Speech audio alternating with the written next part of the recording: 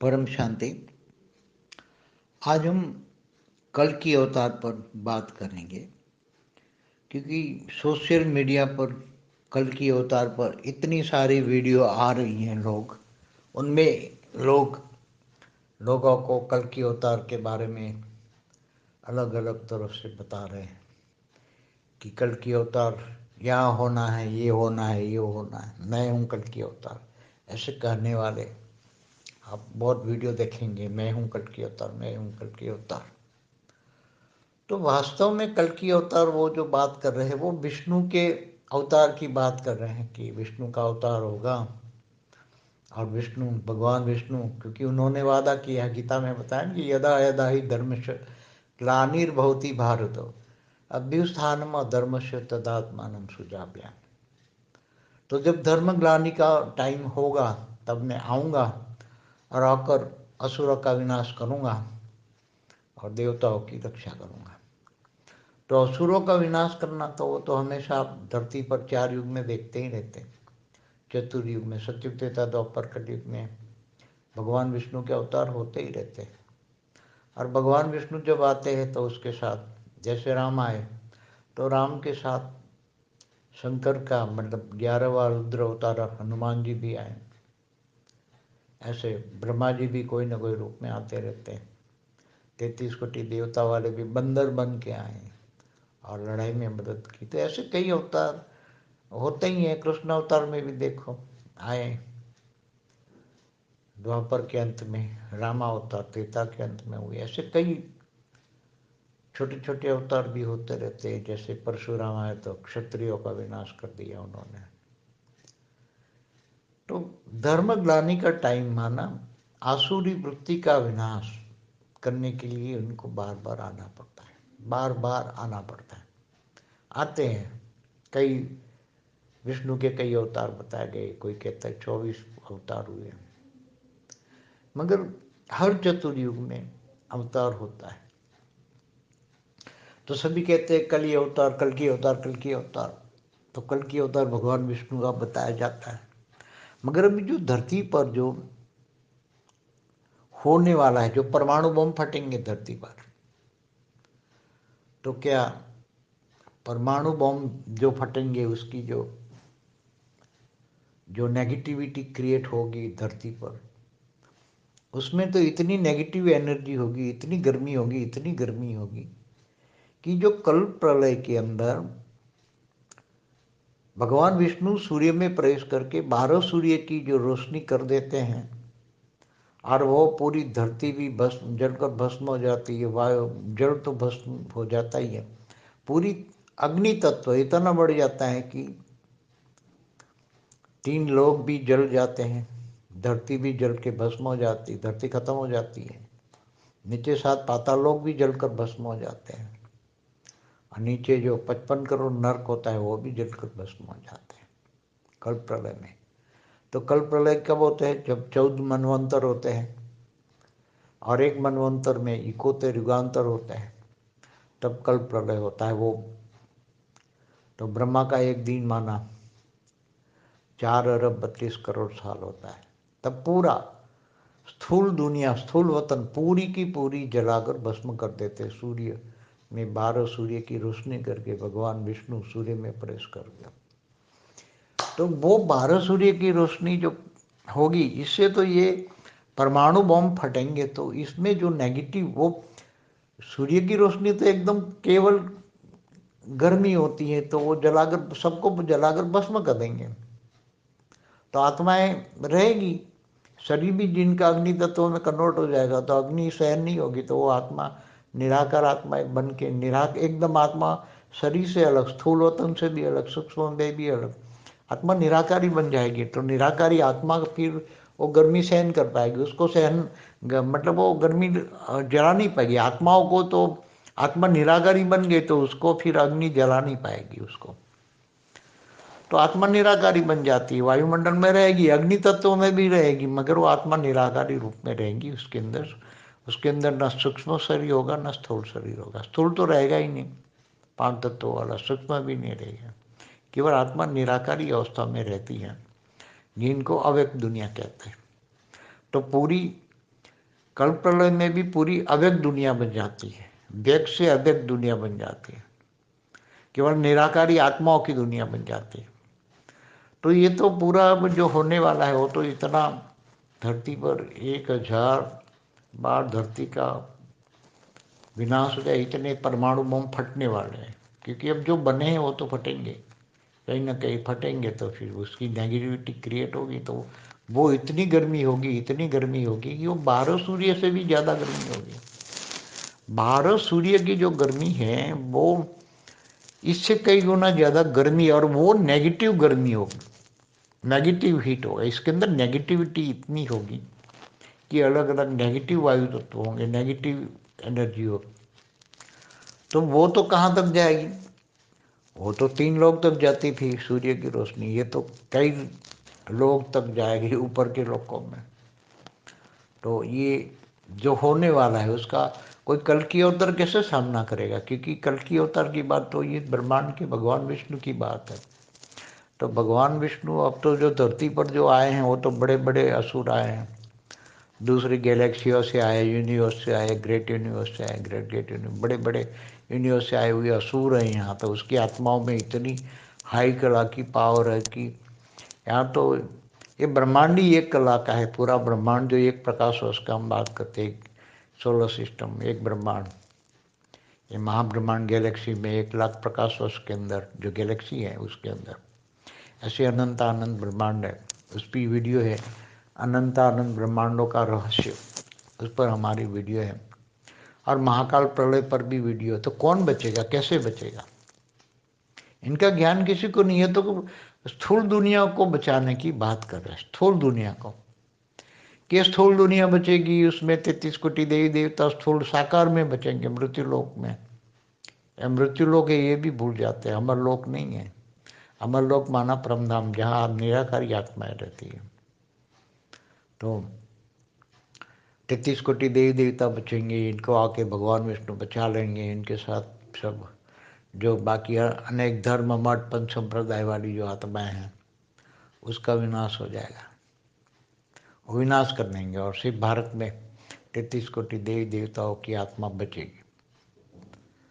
अरे भाई, कोई कहता है 9 लाख बचेगा, जैसे ब्रह्मा कुमारी वाले कहते हैं 9 लाख बचेगी आत्माएं, फिर सत्युग शुरू हो जाएगा, कलयुग का अंत और सत्युग की शुरुआत हो जाएगी। सभी कहते हैं कलयुग का अंत और सत्युग की शुरुआत हो जाएगी, सतो प्रधान युग आएगा, तमो प्रधान युग खत्म हो जाएगा, सबका विनाश हो जाएगा।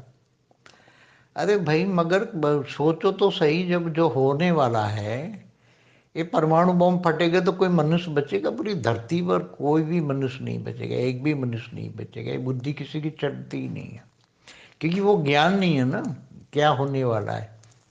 और किसी का तीसरा नेत्र खुला ही नहीं, आत्मस्वरूप अनुभव करके जो होने वाला है उसका अंदाज भी नहीं लगा सकते कोई।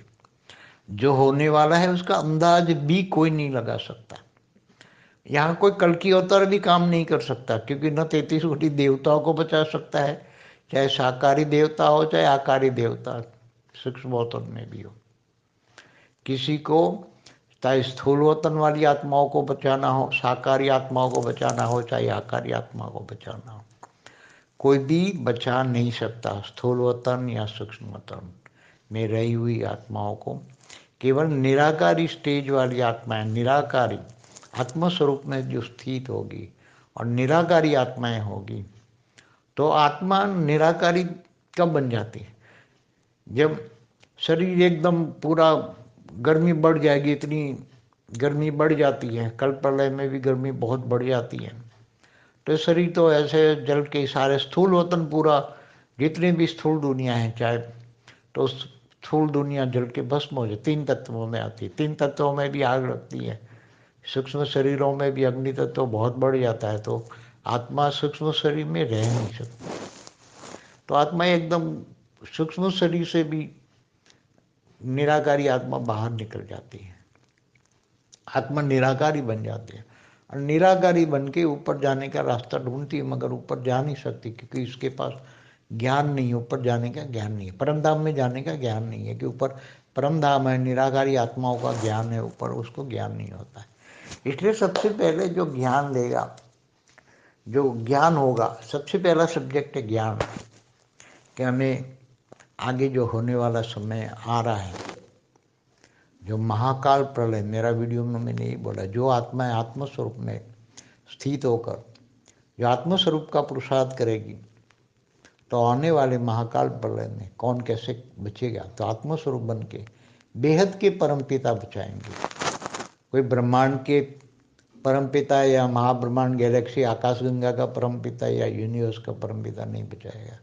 बेहद का माना ऑलमाइटी अथॉरिटी से डायरेक्ट पावर उतारेगा, उससे कनेक्शन जोड़ेगा, योग करेगा, बेहद के परमपिता को जानेगा और बेहद की कला का पावर लेगा, तो वो आत्मा आत्मस्वरूप बनकर धरती पर बेहद की कला की आत्माएं, हम बोलते हैं 9 लाख भी हैं, और जो पावरफुल आत्माएं हैं वो भी और भी बहुत हैं, जो आत्मस्वरूप में स्थित होकर ज्ञान लेंगे बेहद की कला का, बेहद के विश्व का आदि मध्यंत का ज्ञान होगा। उसके अंदर सब ब्रह्मांड माना solar system, Galaxy, universe, great universe, पूरे मल्टीवर्स तक का कम से कम ज्ञान होगा। और पूरा मल्टीवर्स कैसे बदलेगा, उसका पूरा ज्ञान होगा तो आत्मस्वरूप बनेगा। ज्ञान होगा तो ही आत्मस्वरूप बनेगा, नहीं तो फिर अंत में तो आत्मस्वरूप निराकारी स्टेज वाली आत्मा तो ऑटोमेटिक भस्म होके, दुखदायी होके, चिल्ला के भी बनना ही है, उसको बनना ही है। आत्मा को निराकारी रूप तो धारण करके, चाहे वो महाकाल अग्नि में जल के भस्म होके आत्मा निराकारी बनेगी, मगर उसी टाइम पर आत्मा पावर लेगी और पावरफुल बनेगी, तो उसको दूसरी पावरफुल आत्माएं होगी, वो उसको खा नहीं पाएगी।